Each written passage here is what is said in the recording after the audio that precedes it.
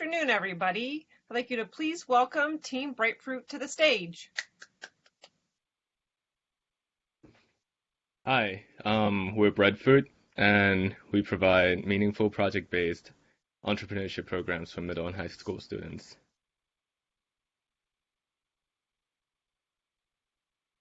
A little bit about the team before we keep going. My name is Navanas Chetsantikun. I have over 2 years of experience teaching entrepreneurship practicum at the University of Michigan to the success of over $230,000 of cumulative student project revenue. I've been involved with socially engaged design teams in leadership and design capacities for over 3 years. I'm the design lead for the launch experience of a new experiential learning major at University of Michigan, and I've been involved with Optimize Social Innovation Challenge and Barger Leadership Institute as examples of some student entrepreneurship programs. And Madison is an anthropology major with a homeschooling background. What's up? I can do my intro. Go for it. Okay, yeah. So I'm a junior in LSNA studying anthropology, which is relevant to the project because it's really taught me how to evaluate situations through a multitude of socioeconomic and cultural lenses. So, in result, has allowed me to contribute a more inclusive and equitable design program to Brightfruit. So my research experience is in the School of Information, working on a project that studies technology-mediated peer-to-peer support. So this is human-computer interaction, and we're studying how young people are using technology to cope with mental illness. And then, as you can see, I have a homeschooling background. I was homeschooled from grades 6 to 12, so that's my personal experience with that. Yeah. Okay. And when we think of a traditional 8th grade or high school classroom, this is what probably comes to mind. As you can see, it's not a very inspiring environment. And research shows that it could also be worse than that. The structure of 8th grade to high school classrooms can actually be one of the most stressful transitions in a child's life. From the studies that we have done, literature reviews, including interviews with domain experts and also our own interviews with stakeholders, we found that the problem comes to two main things, including too much structure, which can stifle creativity, big picture understanding of complex problems, and ability to work with ambiguity. And we also found through conversations with class students that there's little to no experiential learning in this setting, which makes classes less engaging, and students and teachers both rely a lot on external motivations for learning. And from a study done by Big Change, which is an organization run by the Branson family, found that 84% of teachers believe that school primarily prepares students for exams, and 75% of teachers wish that it wasn't that way. 60% of students wish that school focused more on things other than passing exams, and half of the parents share that same feeling. The school structure, based on our conversation and research studies, have made classrooms so separate that teachers and parents feel like they are not really preparing students for the real world, on top of other problems that comes with it. From our pilot teacher for the program, an 8th grade math teacher at Ann Arbor Open School, that summarizes the problem pretty well. There's a lot of paper pushing in 8th grade, and I want to be able to teach kids something that they can actually use outside of school. So this has led us to develop the Brightfruit entrepreneurship curriculum. It is aimed to connect students to the real world, incorporate more hands-on and experiential learning, and be immersive and teach students important skill sets to engage with problems and ambiguous situations. It's broken down into 5 main components of teaching iterative design framework, through student-led projects and hands-on product creation with and teaching problem discovery and solution specifications and development through stakeholder interactions, and connecting the learning of the class concepts to a bigger environment beyond the classroom by way of guest speakers and mentors who expand the scope of what the implications of these skill sets and this experience that is being developed in the classroom mean to the real world. And our curriculum, because of that, is flexible and can accommodate a variety of formats and student interests, giving students more autonomy in their learning. It's expansive and immersive because it can allow students to interact with environments and resources outside of the classroom and gain first-hand experience, not just learning what entrepreneurship is like, but actually have first-hand experience doing entrepreneurship.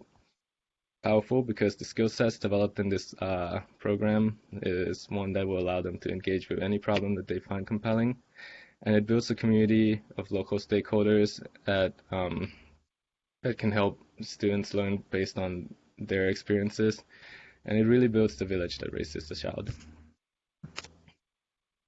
Our curriculum is being piloted right now in the 8th grade level at Ann Arbor Open School. As you can see, the environment is a lot more engaging. There's a lot of hands-on product making going on. We have students kind of choose the scope of their own project and start to practice the iterative framework of product development and business model generation. On the top left, we have students who are making a laminated bookmark out of used pre-owned magazines. And on the bottom left, we have bath bomb and soap team. They've really come a long way from that point. This is one of the first images of their project, and now they have a whole packaging and logo design, and it looks very professional. So how we ensure success of this program is we offer teacher training and curriculum development consultations, and as well as in-class instructional supports to the students who are running this course, and help them make sure they are able to understand the core concepts of the framework and how the course is taught, what content needs to be covered, make sure they know how to create an entrepreneurial classroom environment, and support and mentor student projects, and operate a successful entrepreneurship program through building connections with local business partners. Before the outbreak, we actually had scheduled a local entrepreneur, owner of Wild Swan Theater Company, and a former cheesecake entrepreneur to come guest speak. For example, we tried to accommodate student interests. One student wanted to hear someone from the Tiny Lions Cat Cafe, so we tried to make that happen. We also had a pop-up store location at Arcus Farm Stop on Liberty, where students were going to sell their final product to a bigger audience, but that unfortunately had to be canceled because of the COVID-19 situation. But here are the feedback that we were able to get from teachers. From Joe, the pilot teacher, being able to teach entrepreneurship with so much room for creativity is a breath of fresh air. From having to drill math into students by using practice questions, this entrepreneurship program is a whole other level of engaging, and aspects of having guest speakers come in and getting exposure to experiences beyond the classroom is huge. And from the assistant principal, entrepreneurship is valuable because it's a way to teach students problem-solving skills while encouraging them to see the bigger picture. Our next steps is to keep on expanding our services in schools right now and investigate other avenues such as after-school programs, homeschooling curriculum, and summer workshop series. Here are some of the conversations we've been having with Ann Arbor Public School District. I think it's great that it could be as flexible in terms of the format of delivery. It can be after-school or in-school options. And we'll be reaching out to interested schools so we can offer the similar sorts of services that we have done for Ann Arbor Open School to other schools. We've also been talking to Clonlara School, who's is a free independent school that offers both on-campus and homeschooling and distance learning curriculum. They love that the program gives students the skills to engage with any problem they would like to work on. That is very in line with their experiential learning, student-oriented kind of student-led learning.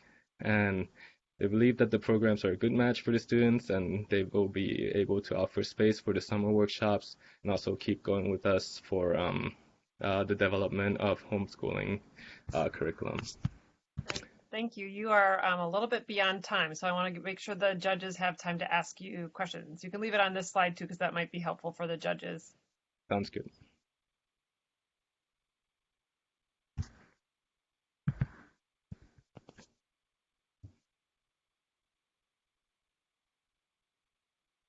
Also, Do you see your focus staying in school systems that are leveraging more flexibility in how and what they teach, so like the open school and the Clown Lara school, or do you see yourself also trying to get into more traditional public schools? And if so, what do you see the path to help you get there?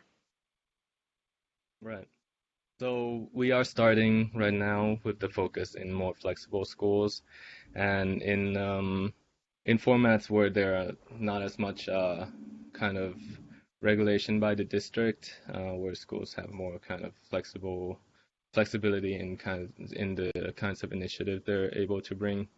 So we're trying to get into that beachhead market to kind of get started and show success of this curriculum, and later continue to have conversations with more and more school districts to see if we can actually be integrated into the classroom and into the state standards and things like that. But kind of like the road to go in there, the intermediary steps will be kind of to start off a little bit more independent or in more flexible schools, maybe offering after-school programs that are available to children from all the schools who are able to commute and kind of attend that, and then it will depend on the conversations we continue to have with the school districts. Does that answer the question? If you would like me to elaborate on anything, I can also do that. Maybe one question just in regards to the overlap of the entrepreneurial skill set as you would define it with what other aspects of a traditional curriculum. Can you kind of talk about that overlap to the extent it exists? Yeah, so there is a new science standards that does have kind of like the overlap between entrepreneurial skill sets and their learning standards, where students go on product design cycles in like engineering in the science learning standards, but so that can be an avenue or an attachment point that we can kind of work through our entrepreneurial curriculum to achieve that same state standard. That's one overlap that we see.